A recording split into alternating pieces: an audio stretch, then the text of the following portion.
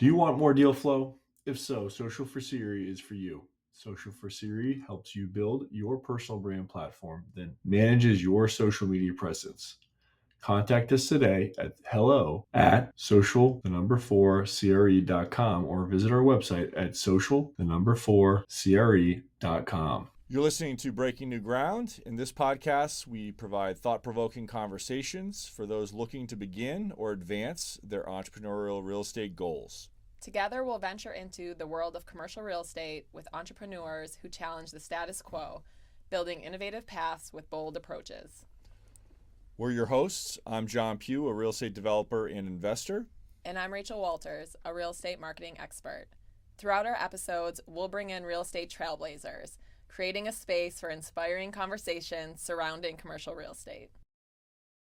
In today's episode, Darren Wilson is joining our conversation, where we will focus on his entrepreneurial path to unconventional investments. Darren is a real estate entrepreneur and general partner for real estate investment projects focused in Tampa. He's also the owner of the Tampa Property Group. Darren, thanks so much for joining us today. Well, thanks for having me. So I think what we want to do is just have a broad-ranging conversation, but kind of just to get started, would love to really understand a little bit more your background and kind of your unique journey into being a commercial real estate entrepreneur. So maybe you could just talk about kind of where you started. It'd be great to kind of understand that. I know you've done some interesting things and had a broad range of experiences. We know each other well, but I think it'd be great for our audience to hear a little bit more about how you kind of, let's just say, you didn't take a linear path, right? You didn't go from point A to point B. Correct. And I know you went to University of Texas. That was kind of a starting point. Maybe starting there makes sense. I don't know. Where do you think we should start? An I think of myself as an entrepreneur probably before being a real estate investor. That was sort of an outgrowth of my entrepreneurship.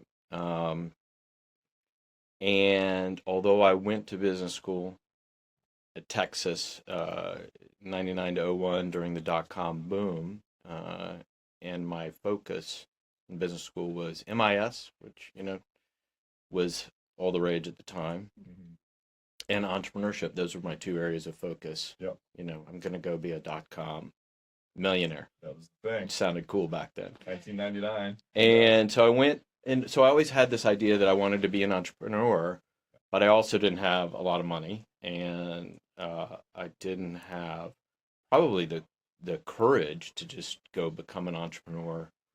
And I had in the back of my head my grandmother saying, asking me, why are you quitting this great job to go back to school? You've been working for years. And so, she grew up in the, in the Great Depression, and to quit a good job to go back to, chase a dream was kind of a crazy idea for her. Also, she loaned me some of the money to do it, so she had good reason to ask what my plans were.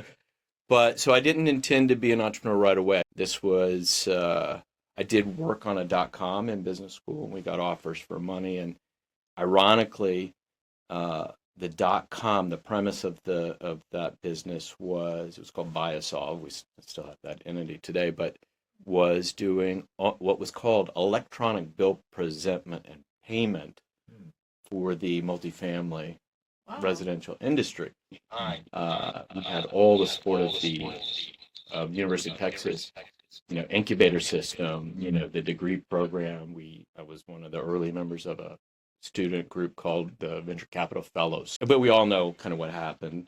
We got offers for money and to move to Dallas, and software development company was going to take some equity in exchange for helping us build out the product. But the And what year was this? This is early 2000, and so the market started to crater. The stock market started to crater as some of these bigger companies started to flame out, right? So when was that? Was that like, I feel like that was March of 2000, or was it more 2001 when it started? I think it was beginning in early 2000. Mm-hmm. It's sort of, we're 24 years later. It's kind of crazy to think about, but it was a time of uncertainty. Is this really going to happen? and it's similar where we are today with interest rates and Mhm. soft landing, hard landing. What's going to happen with these It's unclear. changes, right? But something's going to happen. That's the Yeah, the future uh, is opaque in some ways. Yep. We know certain things like AI are going to be a big deal. We just Yep. don't know when and what's the impact for us. But long story short, the economy cratered. I lost that job in management consulting and suddenly found myself back in Tampa with, very few prospects because in Austin there were 10,000 MBAs, let's say, looking, 10,000 Yeah. people like me Yeah. looking for a job in a time when the economy was really sucking wind.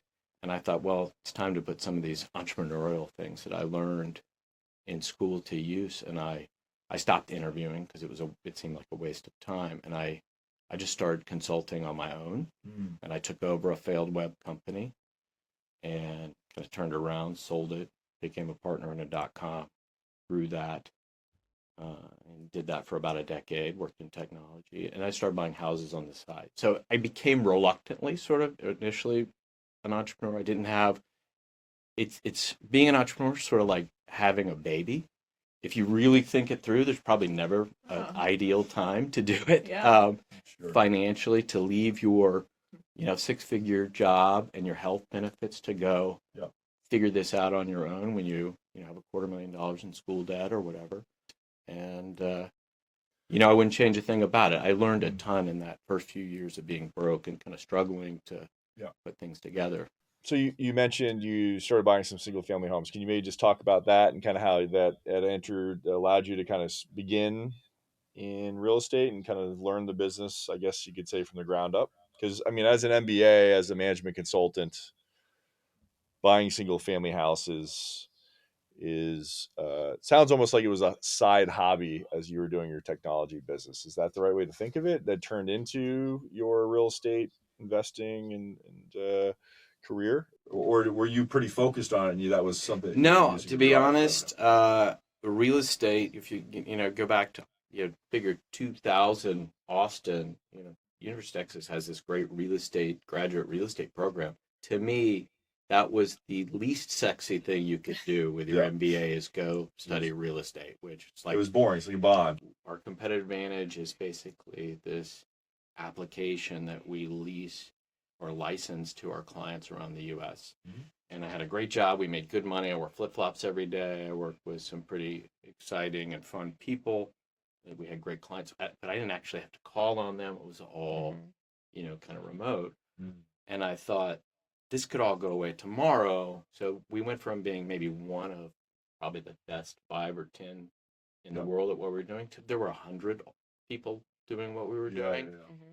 And I saw, okay, well, I've got this business that once we get 7 figures of revenue, it's 90% contribution to margin on the one hand, the .com. I need a hedge because this could all go away tomorrow. And so I looked at real estate, just taking some of the money I was making and buying houses as kind of a barbell strategy, almost like I'll buy this stuff over here, buy a house for $100,000, rent it for $1,000 a month. Yep. And I can, if this all goes away, at least I have these assets here that can generate cash flow. And what the software business taught me was how important and valuable, at least to me, recurring cash flow is in terms of planning your own personal finances, but also running a business. If I know I have $200 a month of revenue coming in every month based on the contracts I have, I can really make plans and grow the business and innovate, involve, develop new technologies without feeling like I'm taking a bunch of risk, right? Because I know, okay, well, we can just, if it gets too expensive, we can pause development Pull on back, that, right? So I thought, where else can I get recurring cash flow when I start buying single family homes? Interesting. So I feel like that point's is a super important one, right? For entrepreneurs, people who are aspiring to get into entrepreneurship, is understanding how to create recurring revenue, right, through their investments. And so I think, I think we've talked to a lot of different types of entrepreneurs over the years, and I think the thing that's really interesting to me is that so many entrepreneurs see entrepreneurship as swinging for the fences with zero backing, with zero to lose. And I think in the end, the groups that seem like they have the most success are the ones that have the understanding that you have to have recurring revenue, you have to have some type of base to be able to go like that. You know what I mean? So, like, for example, my experience, right, in entrepreneurship was starting my company, basically getting let go by a firm and decided to start working, similar to kind of what you were just describing. Getting a nudge. Yeah. But then there was the fact that I needed to have revenue. So I ended up working with a company, I'd worked in construction for a couple of years, learned a lot about that business, which was helpful. But there's nothing wrong with entrepreneurs. And I think it's very common and important to recognize that entrepreneurs aren't just one size fits all, right, Rachel? There's more to it than I'm an entrepreneur, therefore I have this business and I'm unicorn. Like nobody. Most people aren't Mark Zuckerberg. That's right. So I think that's important to understand. So it's really interesting. I think a lot of tech entrepreneurs are very focused, right? And like you are in college, which makes sense. But this looking for recurring revenue opened up an opportunity that maybe you hadn't looked for before. So how did this single family home investment keep your eye open and lead to other areas of real estate investment? Sure. It definitely did open that door for me. As sort of our .com business became more competitive and I saw that the future of that company wasn't going to be the vision I had for it, and I had partners that had sort of a different vision at that time, the fact that I had, I think at 4 or 5 single family rentals at the time, and that I made a few thousand a month on, allowed me to walk away from the other job.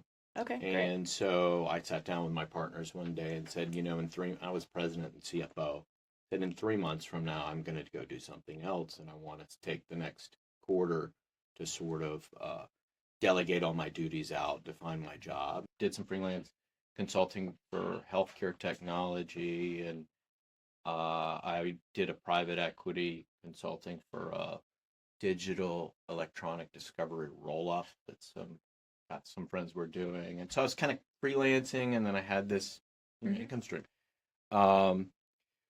And I think that if you want to call it diversity or enthusiastic lack of focus on my part, I love that term, did create opportunities for me because it was like, I wasn't a one-trick pony.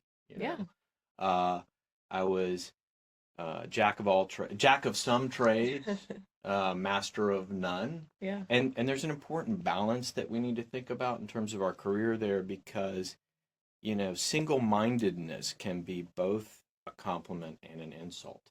If I'm investing in your company, I want to know that your single-mindedness, you are extremely focused on the business plan that I'm putting my hard-earned dollars into. But single-mindedness can also be an insult. It's what we say about people who only see the world one way. And I think it's really important to hold these things in balance. When I began doing the consulting, it led to an opportunity where I was invited to come for no pay because it was 2010, 11, in the midst of the great financial crisis, to a friend's real estate private equity family firm and help them sort of turn that company around and grow it. But they weren't able to pay my consulting fee. So they said, we'll just make you a general partner. We'll give you a piece of the sweat equity. And because I had this other revenue to live on, I jumped at that opportunity because they had a good brand and a good product, and I knew I could take that to the next level, or I felt that I could, and we did, and we grew that portfolio from maybe 30 or 40 million of AUM to $250 million of AUM over the next several years, and we did some really innovative and fun things, but without having kind of this somewhat chaotic work history, I probably wouldn't have had the chance to go from online lead gen for trial lawyers into commercial real estate, where I didn't know what a cap rate was when I started. So and we've known each other now for a little while, and you've shared some stories about kind of that experience. And so you were a general partner with this family office and focused on commercial real estate. And to some extent, it sounds like you were, I don't want to say singularly focused, but extremely focused on your investment thesis. You Absolutely. ended up setting up a couple of funds, investment funds, and running a lot of those investments. And now that you're on your own, I'm curious kind of, does that, where does that lead to next? How do you take that experience? Because you clearly learned a lot of great things and had a lot of great accomplishments there, but kind of what do you see as something that's important for you in your next chapter? Yeah, overall, that was a wonderful experience. And I've been, as far as what's next, I've been thinking a lot about this question of focus versus open-mindedness, or, considering alternatives. Sure. When you're the general partner of a fund and you've raised, call it 50 million of equity from your friends and family and professional investors, they want to know that you are single. I was almost single-mindedly focused on that business for most of a decade. Yeah. To the detriment of other areas of my life that are important to me. My, health.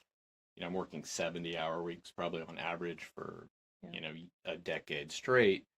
Very often, Saturdays and Sundays, I think it would probably not be an exaggeration to say that I had dinner with my family on a weeknight less than 10 times a year, right? Because I was at the office till 8, 9, 10, sometimes later, all the time. Now, I didn't golf. I gave up my hobbies. I don't golf. I quit, going on fishing trips, the other things that I like to do, because instead I would go to the office and try to get some more work done to get some alpha for my investors, right? And I think we succeeded at that. We did some really cool things.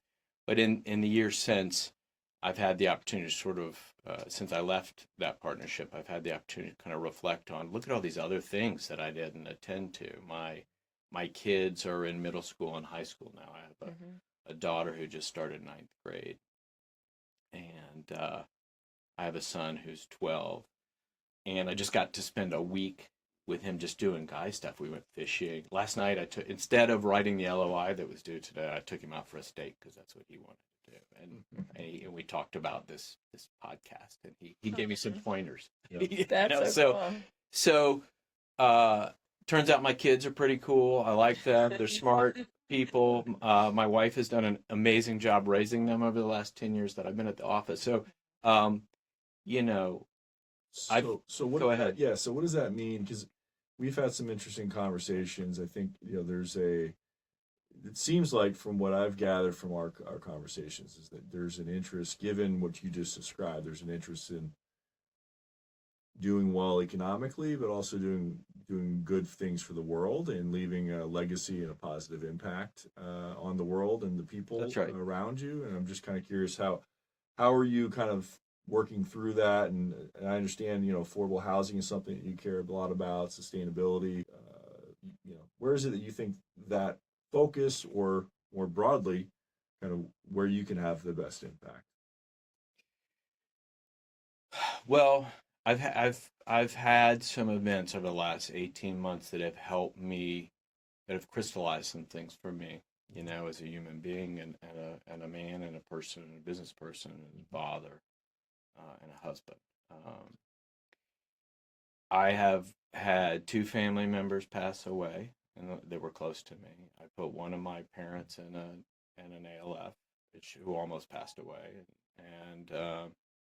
and then just in the last month, I've had 2 family members of friends take their own lives, right? And the people that I've seen affected, some of them are very wealthy, and some of them are, don't have means. But going through some of these things helps reorient your priorities, right? I'm 51 years old. I've got a few years with my kids. And so I would challenge an entrepreneur or a business person or an investor or someone thinking about becoming any of those those things, to sit down and write out what your values are. Yeah, Yeah. sure. And then you might get 6 or 10 or 4 things, right? Mhm. Whatever it is, write out what your values are, try to put them in the order of importance, and then over here look at to see it, just do your business plans and how you spend your time, which is your most scarce resource at the end of the day. uh, do they align with your values? Because your priorities should align with your values, right? So I've had to recalibrate. Sure. I've had sort of a lesson that another $1 million doesn't make people happy when they have, once you have a certain, they call it a, financial platform. Once your basic needs are met, additional money, or material wealth or success has diminishing returns. And we kind of all know this, right? I think what you said about priorities, and I think it's important to recognize that there's milestones in your life where it's natural to kind of rethink those priorities, but it's also helpful to recognize as an entrepreneur that you just need to regularly recognize and reflect on your priorities and what matters, Yes. so that you can then make sure that you're aligned with your values. I think it's a great point for I everyone.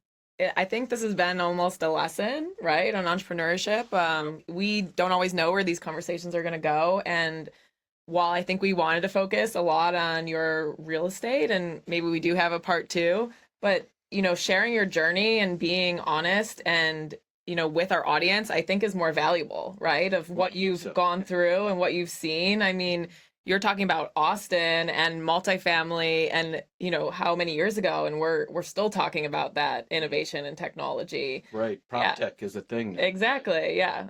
We can also have a whole conversation about that. But I think your honesty of sharing, your collection of information and skills, like you said, that may have seemed a little chaotic, but then you bring it together a little bit later, and then yeah, you're focused on bringing value to your investors, and now you get to take a step back and say, what is it that I want to be known for, and what can I bring back? And I think that list is a really good idea.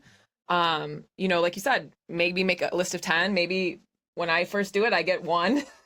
Maybe next year I get a couple. Sure. And also I think, and maybe you can speak to this. So 2 questions for you, because that's how I roll. Speak to how that alignment of your goals also helps finding your partners, something John and I talk about, and I know you two have talked about.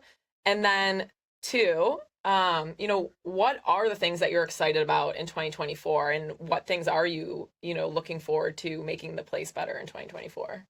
Wow. It's interesting you asked that question. This morning, I wrote a long email to a potential partner. We're making an offer on a deal together. And yesterday we agreed, let's write out our priorities for this deal before we do this. And so I had to actually put in print and type out things like, making the most amount of money possible is not my priority here, right? My goal is to do well and make good investments that have sort of intangible benefits, whether that's creating more.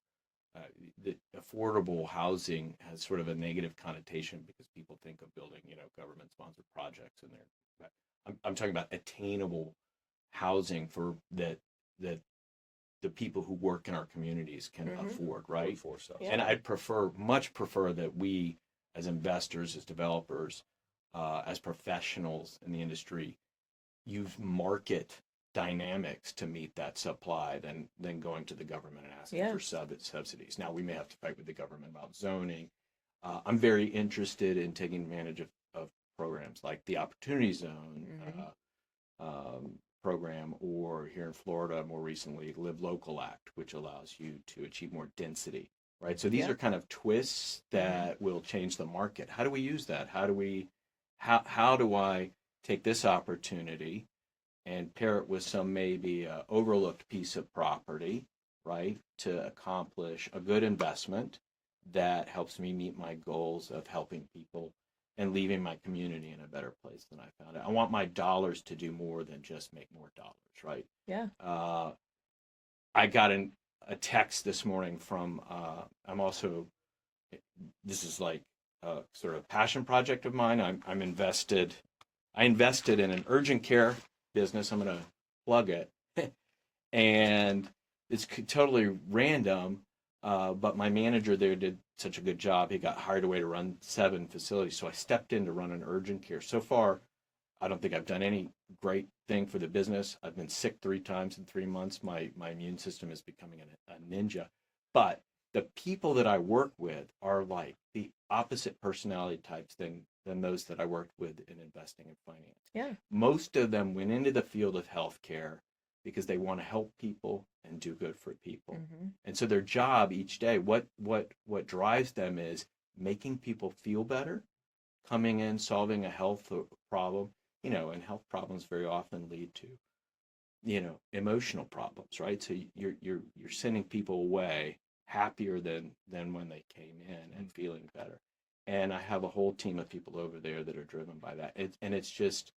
It's so nice to work with folks like that as opposed to, talking about cap rates and interest rates and, what is this going to trade at and can we arbitrage this, and maybe there's a legal loophole here and, how do we skirt the zoning? These things that are very practical concerns in our business. So I'm trying to find a path that allows me to do a little bit of both, right? What can I do that's rewarding kind of on a personal level to me, and that's really helping others achieve their goals or do better or feel better or accomplish more, and also make good and be a good steward of my financial resources, my partners and investors' financial resources, get them good returns. And I get sum it up by, doing well by doing good, So you look for partners that have a similar set of principles? Absolutely. One thing I've learned about over the last 25 years, I've been partners with a lot of people, a lot of very smart people, a lot of very driven people, a lot of very hardworking people, all very talented in their own domains. That doesn't necessarily make a great partnership, right? Sure. When you go on a mission or you join a team, make sure the people on that team are on the same mission that you are. That's right. Like when you join, when you did what you did, if you join a team, well, we're just trying to make the playoffs so we can get our bonus. Well, that's a different goal, right? Than we're going to try to win a championship every year that we're here. Absolutely. Right. Yeah. Well, it's a different group of people that are drawn to that goal, right? And if you have a similar priority and a similar focus, it's a lot easier to summon the energy necessary and get to where you want to be together, right? I think that's the challenge with partnerships. That's right. That I've noticed that if people have a separate set of priorities, it can be okay, it can work out, but it's going to be more challenging and less fun. Yeah, you want somebody with a complementary or maybe even completely different viewpoint and skill set than yours, but your mission has to sort of be the same, right? Like you have to be aligned in terms of where you're going. There's an old joke that the only 2 times that business partners fight are when they're making a lot of money and when they're losing a lot of money. And the reason for that is that no relationship, no partnership really stays in stasis, right? Like sure. It's a living thing. Whatever you're doing, you pour $1 million of gain or $1 million of losses or a few $1 million of gains or losses into that, that's going to magnify whatever those differences are. Great financial success or professional success or career success often is sort of a steroid to whatever or whoever you are, right? So it's just going to make you more of that, right? And we see this as people become wildly successful. They become much more outspoken and, there are a lot of examples of this. Yeah. And, good point. So, that's kind of what I look for in a partner now is to say, are you and I kind of at the end of the day, we're going to have a lot of different viewpoints, and I look forward to arguing with you about those and finding the right answers or the best answers that we can agree on to go forward. But are we at the end of the day pursuing the same mission and goal? And largely because that's going to help define how well we fail and how well we succeed in that mission, right? Yeah. Fantastic. Yeah. That is a great wrap up of entrepreneurship, partnerships. We really appreciate, I know, it's not always easy, and sharing, some personal stories, but we think our audience will, really resonate with this. Thank you so much. It was really great that you shared your and story. we'll absolutely share all the information about how to get in touch in the show notes. So thanks again, Darren. Oh, Thank you thanks for so having much. me. I'm flattered to be a guest with you guys. We want to hear your thoughts and feedback on today's episode and what topics you would like us to discuss in future episodes. Follow us on Spotify to be notified when our next episode is live. To connect with John and I, follow us on LinkedIn. Thanks for joining us today on Breaking New Ground.